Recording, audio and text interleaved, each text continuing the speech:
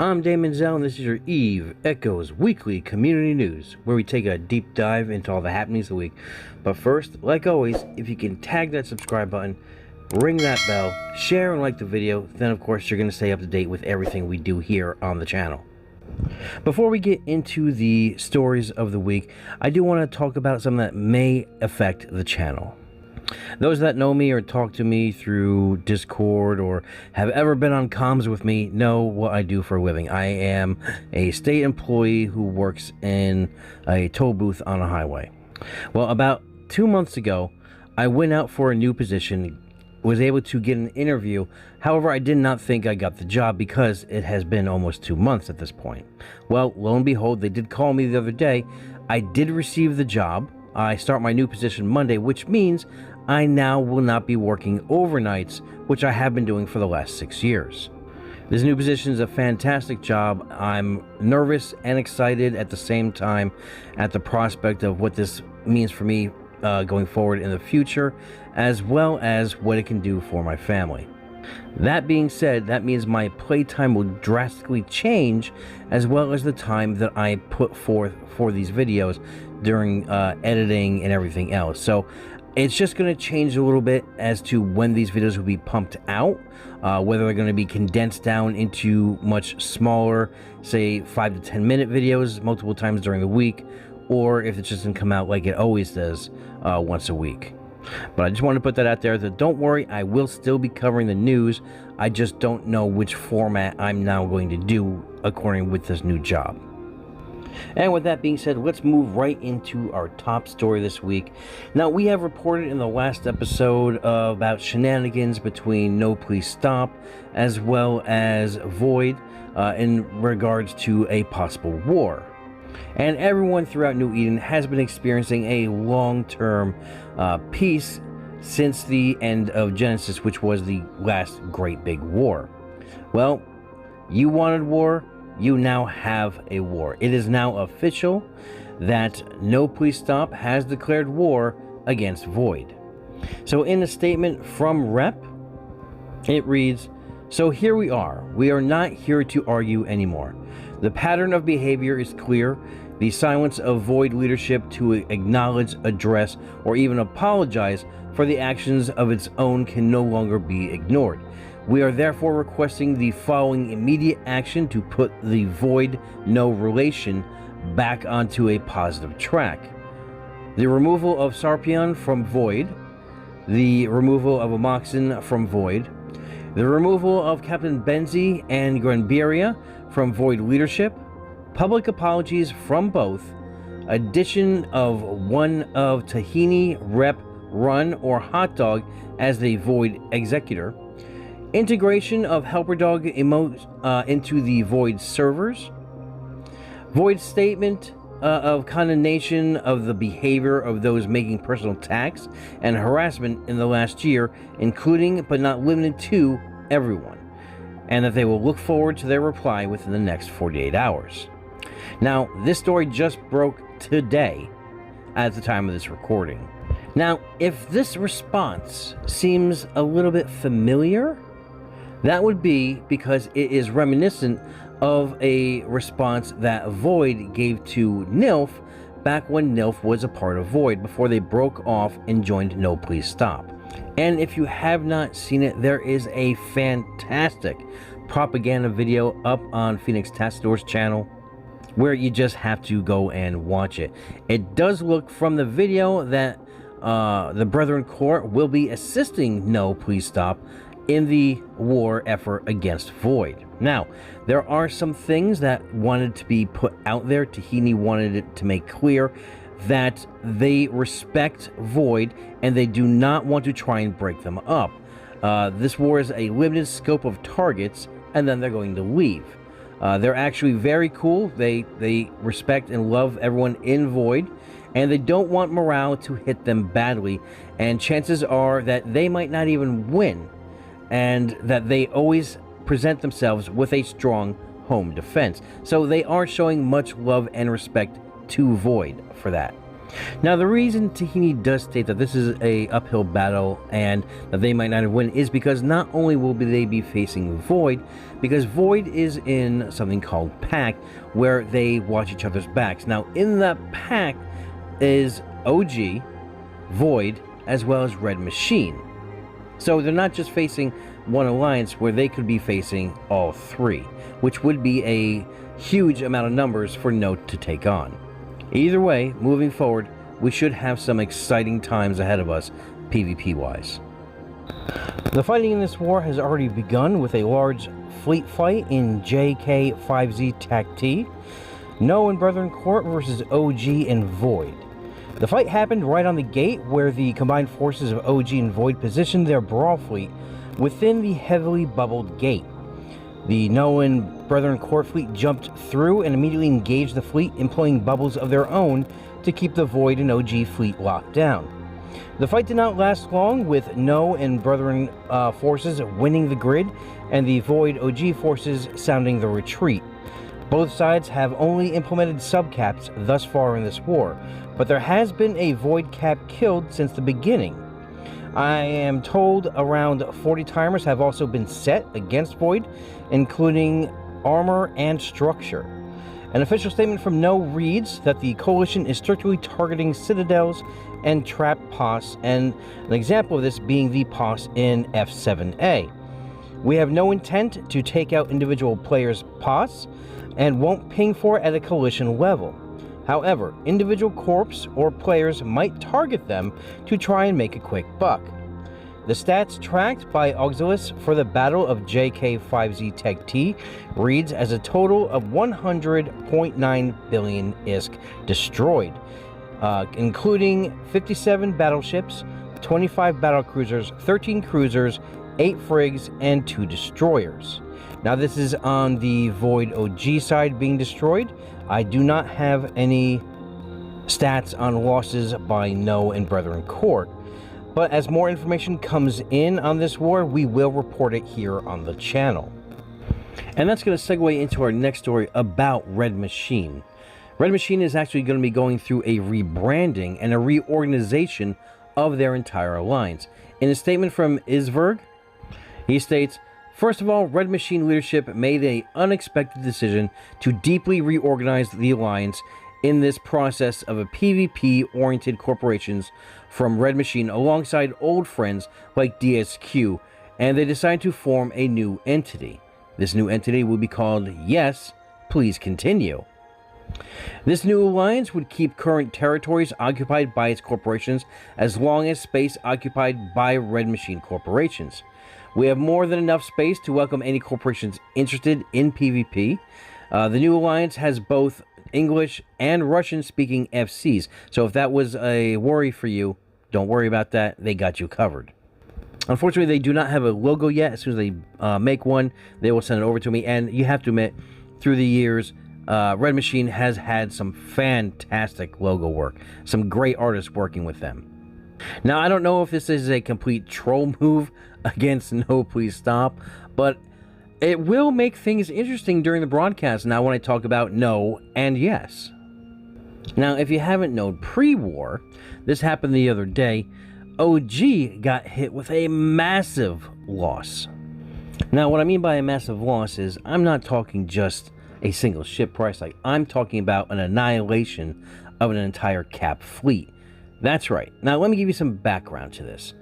Up in Wicked Creek, Sandman was using his fleet for mining purposes, including a Rorqual as well as a fleet of Cover 2s. During this time, they were scouted out, and they found out that there was enemies in the area, so Sandman tried to log off the Rorqual and dock up the fleet of Cover 2s. However, a Daredevil appeared on the scene and was able to lock down the Rorqual from 40 km out.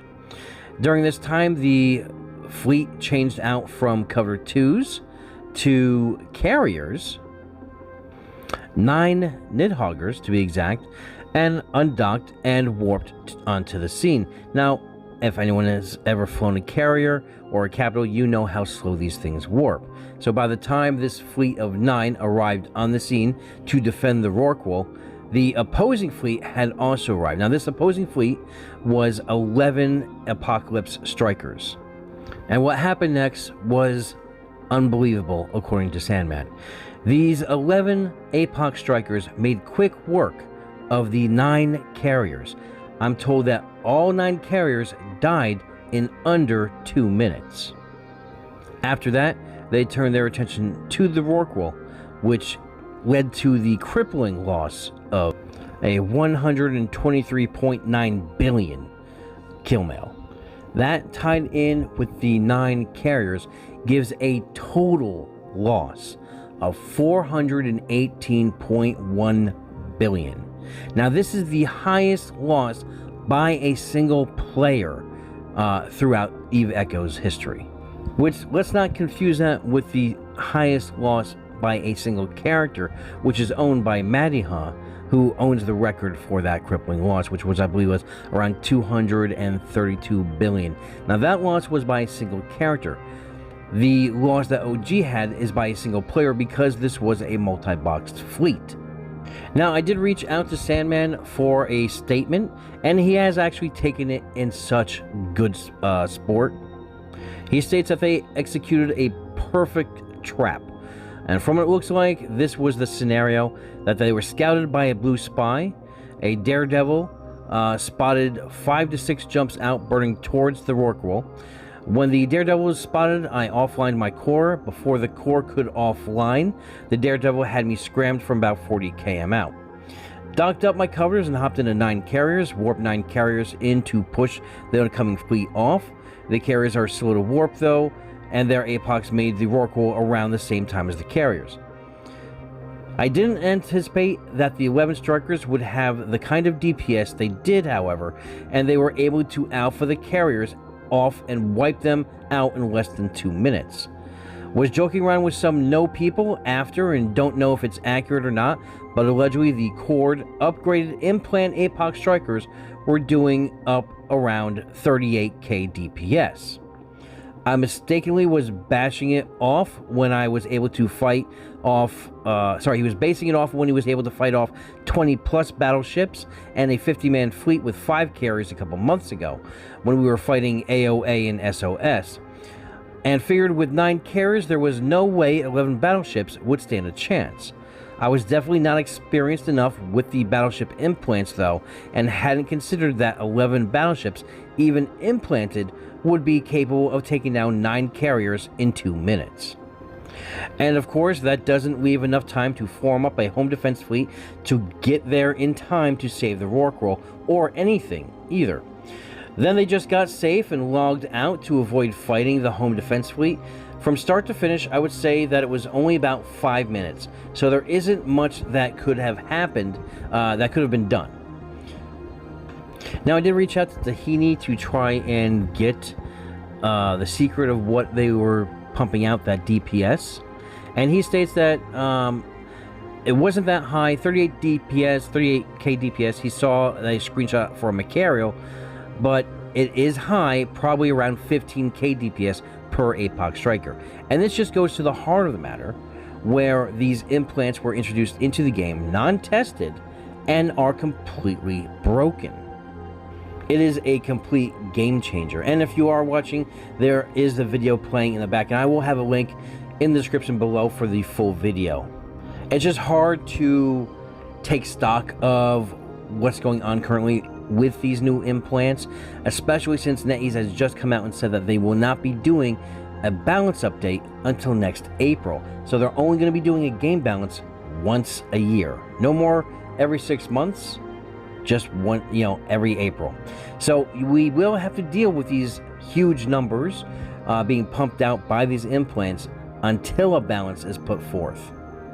So those of you who are thinking about going to get a capital, well, you could roughly invest the same in a striker with an implant. But it is great to see that everyone has taken it in stride and is a great sport about it. Great fights all around. Also, since we are speaking of Rorquals, this would not be the only Rorqual to have died this week. That's right, earlier this week on the 13th, a Brethren Court Rome did enter into silent space, into a knee dwelling of system 9F TAC 7PZ, and came across a mining fleet of Covenant 2s as well as a Rorqual. Now, they did lock on to the Rorqual, they did take out some of the Covenant 2s, and they did work down that Rorqual, even as their defense fleet was forming and landing on top of them, which consisted of either a Megathron or a Vindicator, I couldn't tell which one, a Dominix, a Condor, and a Naglfar. Now, once this Rorqual was killed, for the amount of 121.3 billion, they did focus their efforts upon the Condor, the Dominix, as well as the Megathron or Vindicator. The Dominix and the Vindicator / Megathron did go down.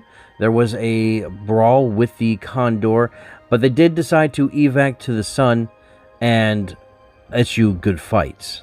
So this would be the first Rorqual lost by Silent Federation, and a hefty loss that it is. As I quote someone who said something to me the other day on this, that is really taking an arrow to the knee. This week we have seen the reignition of the fires between the subreddits for Eve Echoes community. That would be the fighting between r/echoes and r/echoes_Eve. More permanent bans have been issued by r/echoes, including recently the OG Alliance leader, Sandman. He wanted to preface his post by saying that he's never been warned for breaking any rules on r/echoes, and no mod has ever expressed any concern about anything that he's posted or commented on until this post that was apparently justification enough to be permanently banned. Having a difference of opinion or expressing a concern that is impacting the Echoes community shouldn't be a bannable offense in the unbiased public forum, as r/echoes claims. He starts off saying that he made a comment about a week ago where the schism started again between the two subreddits, and his comment was, "It's amazing to me how many people don't realize the amount of damage this Reddit has done to the community by having biased mods in an alleged public forum who overtly censor a big portion of the community that they personally do not like."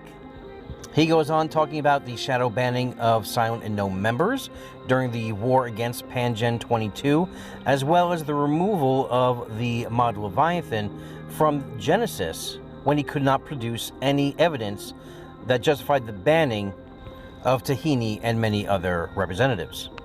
Now, he said that a week passed with nobody responding to the comment, and he believed things would have fizzled out. Then yesterday, Irish Webster posted on r/echoes a statement saying that he disagrees with Leviathan's decision sometimes, where Sandman also laid a response to that one as well, trying to open up an open debate and discussion about the topic. Now, he says that he put out this response due to seeing that Leviathan was actually responding to the concerns related to the censorship of some public figures, and that after replying to Leviathan about his concerns regarding his censorship and the bias above, he woke up to the notification from Leviathan that he was permanently banned from r/echoes. Now, this wasn't due to the comment that he had just left. This is due to the comment that he left 7 days ago, stating that he was outright lying about his removal from Genesis. Now, the whole thread goes into it. I suggest you go ahead and read it, but he did say there's an update that his appeal to the ban was denied, and he states that they finally admitted that r/echoes is the moderator subreddit and not a public Eve Echoes community subreddit, which is why they acknowledge that they can ban anyone they want to for no reason without recourse, because they can. Now, all this started with the GoFundMe page, and that the r/echoes subreddit was not allowing that, which then revived the whole debate between the two subreddits. Also, Leviathan also came to Eve_Echoes and also answered some concerns there and went back at people there, where he also states that a new rule went into effect as soon as he posted, and he got a 30-day ban.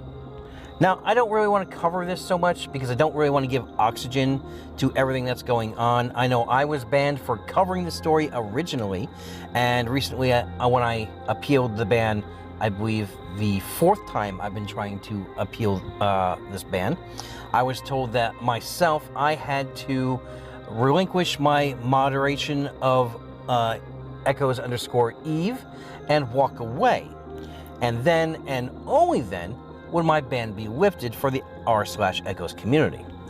Now, if any mods of that community are watching this video, I do pose this. Why would the two be mutually exclusive? Why can I not be a moderator of one subreddit and be an active posting member of another one? I have not really criticized anyone in the r/echoes community until after my ban and the subsequent argument that happened thereof, but since then I have not mentioned it not one time in over 6 months. It is what it is, but if you are curious about the stats between the two subreddits, yes, the r/echoes community has more subscribers listed as 23,217, whereas Echoes_Eve has 2365. However, if you look at the day-to-day, they have 44 posts per day, whereas the Echoes_Eve community has averaged 166. Sorry, and that's comments per day. Posts per day, fresh posts per day, they get about 7, whereas Echoes_Eve gets about 15. So as you can see, the stat-wise, even though we do not have the subscriber base at Echoes_Eve, we are actually a more vibrant, active community. Now, I'm not slamming r/echoes, I'm just covering the news here. And as I say, as a moderation, I don't really get involved in this. The only thing I do as a moderator is answer questions asked to the mod team occasionally, as well as free up some posts that were automatically put into the spam filter. Now, hopefully next week I don't have to cover more on this story, but if you do want an in-depth view of this, just go visit both subreddits and you can see the many threads on the subject. Moving forward, we're going to go into the WTF, the What the Fit. And first up, we have this Explorer Naga is perfect for the beginner explorer, complete with a civilian afterburner and Meta 5 and MK7 mods. This ship is for those that want to go explore, but only has leftovers in the fridge to slap together on the ship. This next pilot's thought process is beyond me. Maybe that's the point, confuse the enemy with the build. This Naga 2 sports medium, that's right, you heard me, medium strike cannons, small battery, a drone nav computer for the Federation Navy Hammerhead, gyros for the cannons, as well as cannon rigs. Now, I know I get DMs stating that some of these WTF ships are viable builds, and yes, I would agree, some of the ones that do appear on this portion of the show are viable builds. This is just it's not to embarrass players or ship builds, it's basically just to celebrate the weirdness of some of these builds and the not cookie cutter type build. However, after seeing this kill mail, I can safely say that this is not one of those. The next kill mail has a lot going on, and I can't tell which is more on this Vigilant, the fact that it was killed by a fleet of Venture 3s, or the fact that it has pulse lasers. Now, I can respect lasers, but on a ship that's already a cap hog with bonus-laden 4 rails and snubs, you decided to go with lasers. Well, at least it wasn't missiles, right? And that's going to finish out the WTF this week. Now, if you kill something and you see that kill mail and it, makes you scratch your head a little bit, send it on over to us and we'll see if it's viable for What the Fit. We're going to move right into the big kills of the week, and Wild Geese starts us off with a 5 billion Rattlesnake kill, a 5.2 billion Balgorn kill, and an 8.2 billion Macarial kill. Void shows up with a 7.7 billion Macarial kill, as well as a 5.1 billion Balgorn kill. Silent Federation gives us a 5.5 billion Maelstrom kill, a 10.3 and a 9.3 Balgorn kills. 2 Vindicators as well, one at 5.4, the other at 9.3, and a 9.8 billion Orca kill. The Brethren Court gives us a 12.4 billion Macario kill, a 7.9 billion Nereus 2 kill, and a 6.4 billion Nightmare kill. Sixth Seal gives us 2 Balgorn kills, one at 8.7, the other at 6.5. No Please Stops gives us a 10.3 billion Rattlesnake kill. The Space Cows gives us a 6.4 billion Orca kill. And ESCA gives us a 7 billion Rattlesnake kill. That moves us right to the cap kills of the week. And we have a shared cap kill between Ret C, No, and Honk on this 67.5 billion Chimera kill. Loco shows up with 2 Nidhoggers, one at 28.5 billion and one at 35.8 billion, as well as a 38.7 billion Archon kill. No also comes up on the cap kills. Now this is going to be aside from the OG Massacre. They give us a 36.8 billion Naglfar kill, as well as 4 Nidhogger kills, one at 33.9, one at 35.9, one at 31.8, and one at 34.9, as well as a 34.5 billion Chimera kill. The Space Cows also get themselves a Chimera kill, one at 53.5 billion. EXDS gives us a 34.8 billion Nidhogger kill.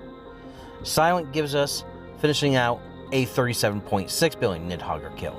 And we're going to move right into everyone's favorite part of the week. That's right, that's the solo kills of the week and a chance to win a free Omega combo. Now we split this up into 2 categories, 1 industrial, 1 PvP. Now there weren't that many industrial kills this week, so we did maximize the PvP up to 15 players. Now there are 2 solo industrial kills. The first is by JS is Back for a 4 billion coveted 2 kill, and the winner in the industrial category is, I'm just going to say numbers, with a 4.7 billion Outpost kill. Now, in the PvP category, we have Silver Bucket with a 1.4 billion Vigilant kill, Dust with a 1.5 billion Cinnable kill, Ember Huntress with a 1.9 billion Ashmu kill, Vladimir Romanov with a 2.1 billion Apoc Striker kill, Blackman with a 2.2 billion Roke, M1A1 with a 4.112 billion Macario kill, Borat's Henchman with a 4.139 billion Probe Covert Ops kill, Noxmaster with a 4.4 billion Atron Interceptor 2 kill, Monkey with a 5.9 billion Garmer kill, Mords AM with a 6.4 billion Balgorn kill, Sky Sniper with a 6.5 billion Vindicator kill, Badran with a 7.4 billion Balgorn kill, and winning this week is Baltazar Gabka with a 9.4 billion Macario kill. Congratulations on winning both categories, guys. Hit me up on Discord and I'll tell you how you can win that, how you can get that prize out to you. And that's going to do it for this week of your Eve Echoes weekly community news. Now, if you need more news in your life, you know I'm going to send you to a couple different places. That's right. You're going to go to Sky News, Russia's premier Eve Echoes news. Don't worry about the videos being in Russian. Don't worry, because they do have English subtitles. And as always, I'm going to send you over to the legendary Echoes of New Eden podcast with Rambo and Taylor Rick. Now, if you want to be part of their live studio audience, all you got to do is get over to their Discord for Thursdays, the days they do recording in the evening, depending on your time zone. And as always, New Eden Radio, every Sunday they have a great program going on with great music, great conversations, and great interviews. So have a great week, have a great weekend, fly safe, and remember, we are always one vision, one purpose, one front.